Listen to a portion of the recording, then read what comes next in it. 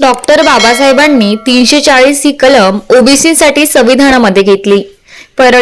परळी शहरातील thermal colony येथील सम्राट अशोक सभागृहामध्ये क्रांतीसूर्य महात्मा ज्योतिबा फुले आणि डॉक्टर बाबासाहेब आंबेडकर संयुक्त जयंती उत्साह समिती आयोजित 75व्या संविधान दिनानिमित्त आयोजित कार्यक्रमात बोलत होते. यावेळी प्राध्यापक अशोक मुंडे म्हणाले की डॉक्टर बाबासाहेबांनी स्वतःचा विचार न करता पहिली कलम 340 ही ओबीसीसाठी प्रधान संविधानात घेतली आहे. पुढील अपडेट पाहण्यासाठी आमच्या सोबत जुळून रहा. माणसं म्हणतात जेवायला कधीही स्वयंपाक घराच्या जवळ बसावा, वाढपट कधीची.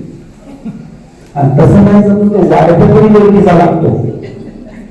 दोन गोष्टी उपाड्या बसा, पण वाढपेपणी सगळं तुम्हाला ओळखीच येतो नाही.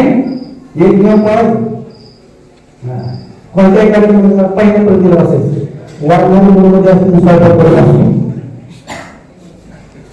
कुल्लाबादचा माणूस स्वतःला वाढून घेतोय. बाबासाहेबांनी आरक्षणाचा मुद्दा निघाल्यानंतर पहिलं आरक्षण 340 कलम ओबीसी साठी घातलं. ओबीसीला अगोदर वाढून ठेवलं म्हणून आम्ही जय भीम जय भीम जय भीम म्हणत फिरतो. म्हणून आम्हाला अभिमान वाटतो. ज्या समाजात फुले जन्माला आले, ज्या समाजात भगवान बाबा जन्माला आले, ज्या समाजात गाडगे महाराज जन्माला आले, ज्या समाजात शिवाजी महाराज जन्माला आले, ज्या समाजात शाहू महाराज जन्माला आले, त्या समाजाला बाबासाहेबांनी आरक्षणाची 340 कलमाची तरतूद अगोदर केली. आणि मग ज्या समाजामध्ये जन्माला आले त्यांना 341 कलम घातलं. 7,000 जाती होत्या या देशामध्ये. बाबासाहेबांनी फक्त 4च कॅटेगरी निर्माण केल्या.